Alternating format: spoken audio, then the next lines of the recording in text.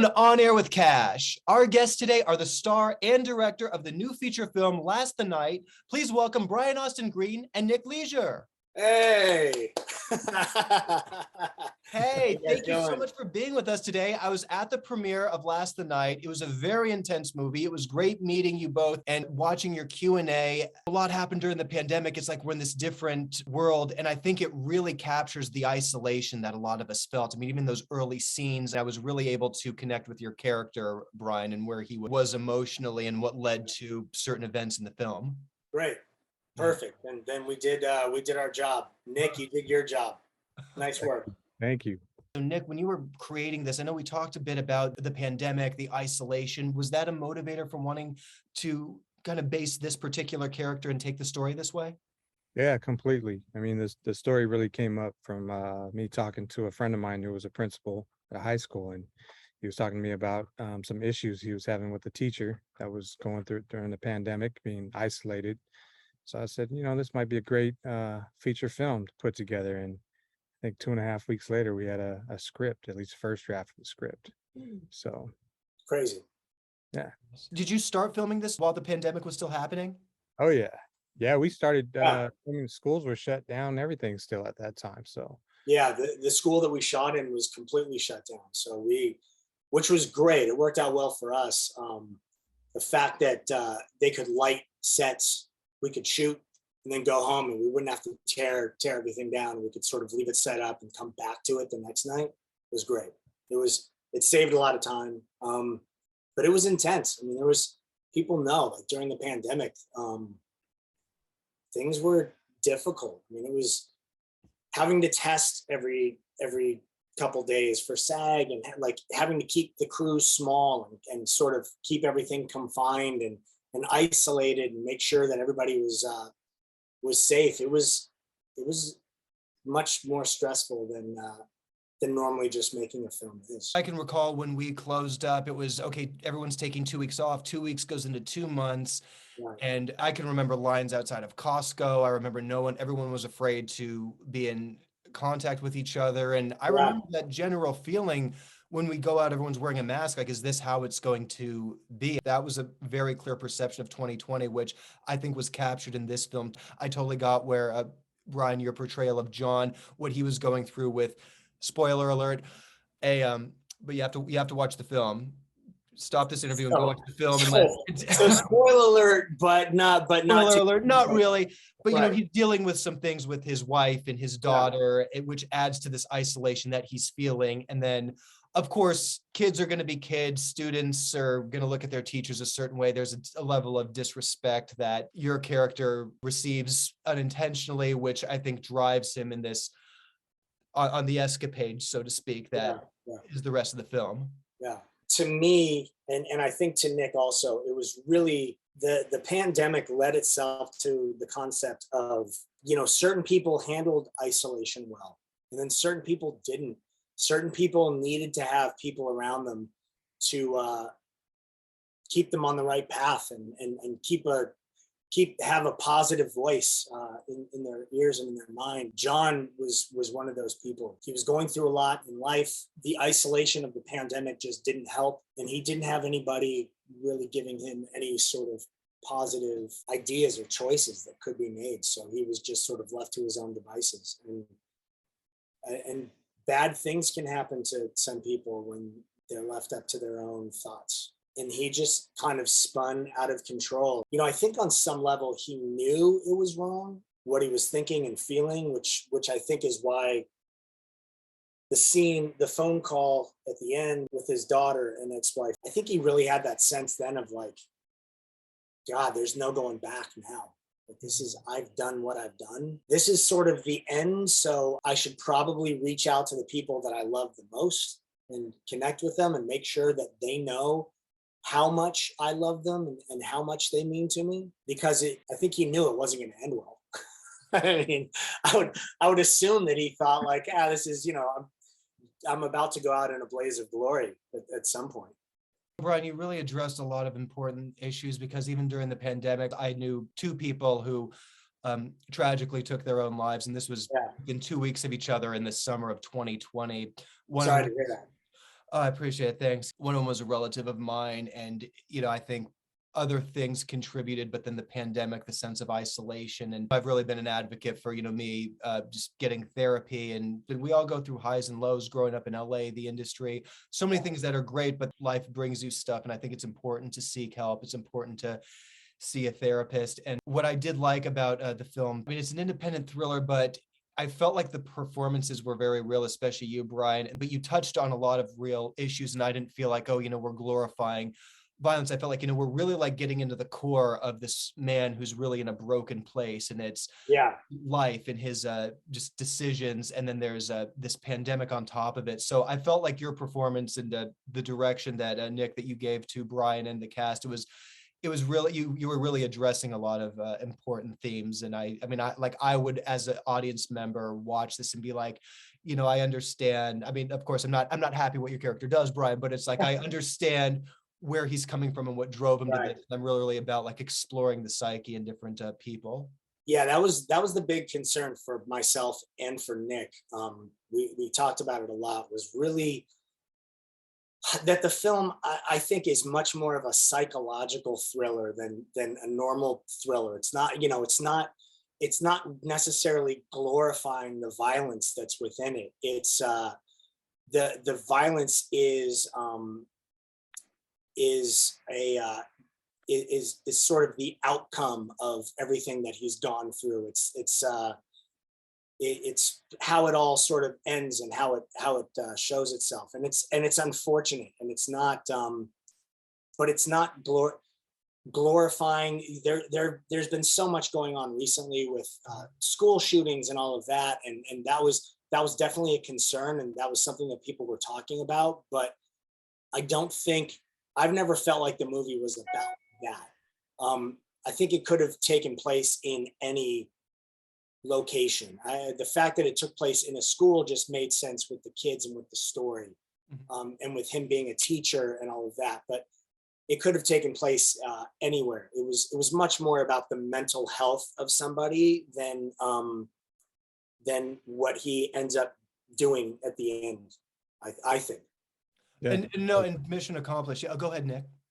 No, I was just saying completely what Brian was saying is that when we started the film, we really wanted it to be about the fact that anybody could lose it, even a teacher, that these students look up to and stuff like that. And sometimes we look at teachers in the community and we just think like, oh, they're teaching and they've got it Yeah. together all the time and stuff, but they go through mental health as well. So we want to show a different side to it. And it wasn't just about somebody coming into a school or a student coming into a school and shooting up things just like we always see in the news. So we just And then I wanted, think ultimately it's exciting that it sparked conversation, that people are talking about it, that people are talking more about mental health, that people are talking about therapy and things that for so long were taboo. I mean, I know even in the generation that my parents come from, that when you say you're going to therapy, the first response is like, oh, what's wrong? What's going on? And I don't look at therapy that way. I approach it much more from the sense of, I went to school when I was younger, and I had a math teacher and a history teacher and a science teacher, but I didn't have a communication and feeling teacher. So the things that I wasn't good at coming up are the things now that I have the opportunity to see somebody and work on. And I get these really great pointers and these really great tips and these things to try. And it helps me really connect with people in a way that I didn't know was necessarily possible, because it wasn't something that my family was necessarily great at. I think people are good at different things. I think communication and emotion is a tough one. So I don't look at therapy as a bad thing. I mean, I think everybody should go to therapy at some point, just to get better at life and having people around. It's one of the things that we're not necessarily great at, working cohesively with other people and respecting other people's opinions and thoughts and ideas. I think that's like frighteningly obvious in the current situation in society, that people are so divided, and people don't necessarily listen to each other. So I think if a film like this entertains people and then gets people talking as well, job well done. That's what a film like this is for. This wasn't a popcorn fun summertime movie. This was a sort of a deep dive into the psyche of somebody that needed positive people around him and needed help and just didn't have access to it, and how dark they can go. So well put on so many levels, Brian. There were so many layers to your character building up to this breaking point that kickstart the theme of the movie. I mean, just what you're saying, you know, our teachers. I mean, I remember being a student, I think middle school and high school, or you just look at a teacher like, oh, they're older than me. They don't, what do they know? And when you're a kid, you're not as experienced and you don't realize what's always happening on the other end, or it's Right. just, you know, I've grown up and worked with former teachers of mine, and it's different when they start saying like, oh, you don't have to call me Mr. So and so, just call me by my first name. I still think Right. it's Yeah. Oh, authoritative. your name's Jim. I didn't know that for 20 years. Yeah. Totally. Exactly. And then, you Yeah. know, to really have a conversation, and then you are in my mind, I'm thinking, you know, if I was a little shit or if I said something smart, you know, you, of course, I mean, not to say like, oh, we have to beat ourselves up about every little mistake, but I really felt like that's where your character was, where John was coming from. I just felt like he was trying to be a good person. You know, I felt like he was making an effort, and he just Yeah. had his boiling point. And I feel like that's something that the movie really addresses, where it's really be kind, to really have those conversations with your kids, like, you know, your teacher or authoritative figures. It's like they're going through some stuff too, and people have gone through divorces and lost children, lost loved ones, and so many of these factors add up. So I feel like a theme, it's not like this escapism film, or it's, the film's not glorifying violence by any means. It was a really good psychological exploration about, like you said, Brian, like the current climate, how people are very divided, and when we're just not there, because we always think about the people after they're gone. Oh, if only I'd have known this. And it's real, I think it's really about being involved with the people that we have in our lives while we have them. It's about being proactive instead of reactive. It's I want to take full advantage of the relationships that I have now with people, not look at them after the fact and wish that they were something different than they were. It's like Exactly. I have the ability to make that change now. So so I do it. And Nick does it when people can look past themselves and open themselves up a little bit to the concept of you're not the only person in the world that's going through things. So reach out to people, ask them how they are. It's amazing when you connect with people just how much you can get from it as well. People are afraid that like they just want to talk about themselves, and that their feelings are bigger than anybody else's. Because they don't know how to really connect with people. It's the old saying of that it's not quantity of time, it's quality of time. I think is really makes sense. I mean, it's really powerful if you sit and you think about it. And so if you apply that to every relationship that you have, it's amazing what you can what you can have if you do that. So well put. Yeah, that was beautifully stated. I really, again, you know, I really commend you both for making this film, and I understand you might have a few more things in the works for us coming up. Yeah, Yeah. we do. We We got a have few. there are some great stories that are exciting to tell. Nick's an amazing filmmaker, so I'm really curious to see what he can do, just continually given the opportunity, being surrounded with people that are really excited to work with him and for him. I think he's going to shine. But see, now I'm talking about you like you're not here, and it's just uncomfortable. Well, I mean, Brian gave me a lot of opportunity with this movie too, as a director, to really, you know, as a director, even just doing independent films, you know, we work with different actors and stuff, but Brian really, you know, brought this character to life. So, and the fact that he was really open to just playing with different things and growing out his beard and just, you know, all kinds of different stuff, and really getting into that character just, you know, made my job a lot easier too. So, and I mean, we clicked together from day one. So, you know, working on set with Brian, it was just like both of us really had in mind that we wanted the best out of this film, you know, best performance, best cinematography, best that we could bring to the screen. So, Right. Yeah.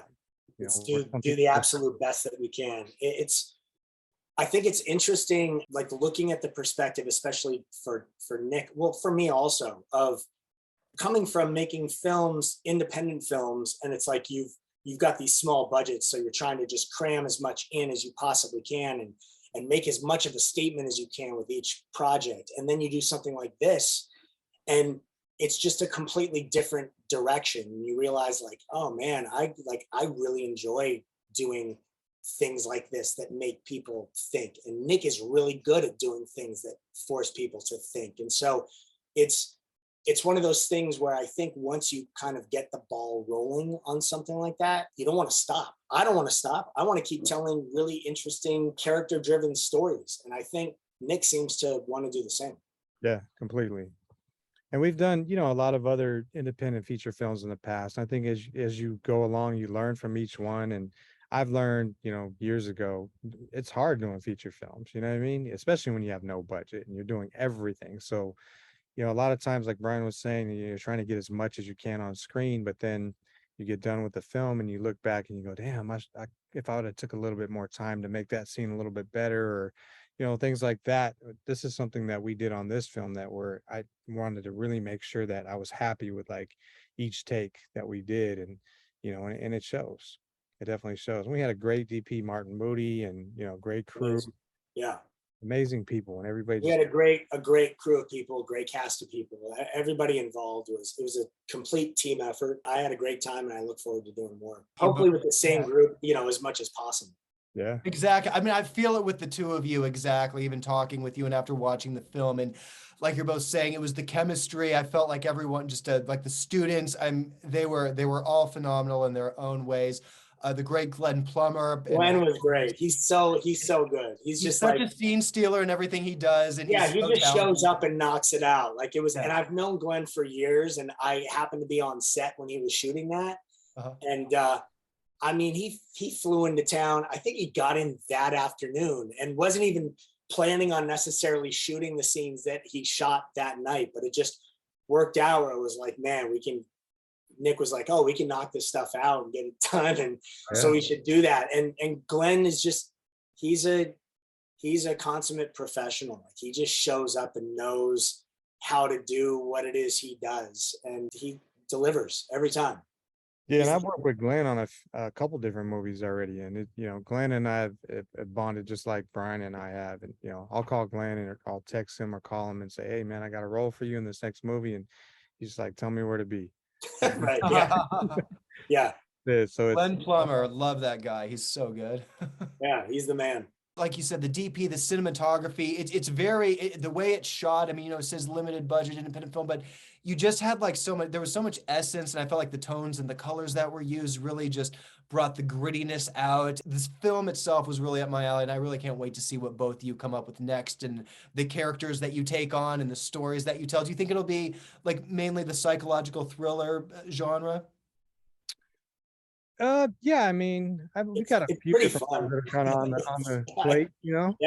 We got a Yeah, few. it's fun to do. I look forward to seeing what else Nick can do. I know he's got a lot going in his head. He's very soft spoken, but there's a lot happening. When I need to be, but I can get loud when I need to be. So It's his therapy, filmmaking. yeah, with the colors too, like you were saying too. I spent a good month with our DP even beforehand, just really dialing in like how we wanted the colors to change throughout the film and stuff like that too. So, just taking those extra steps on each film to make it better than the last one that you did, and figuring out the like pace and just the feel of the movie in general, makes a big difference. And I think a lot of independent filmmakers, especially when they're really low budget, don't take the time for that because they're really just trying to get as much as they can or who they can on screen.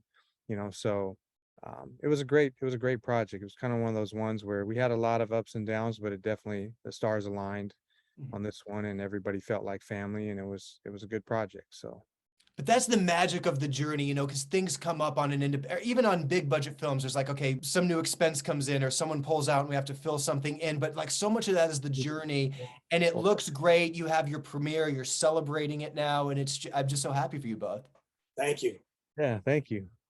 This really came full circle too. I mean, Brian, growing up 90210 was a big deal to me and a lot of my friends. So it's an honor having you on.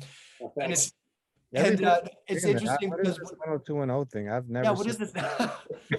No, one of the first movies I did, I was done some acting when I was a kid, and then I went to college and I was kind of went more in the agency producing direction. Then I I was working with Joan Jett's company, and they were putting together this movie, Undateable John. And my manager at the time, she was like, "Oh, there's this part we want you to play," and the person I was playing opposite on, there's a scheduling conflict, and they had to pull out. So I thought they were just gonna not. I was like, "Oh, great, I'm probably not gonna get it."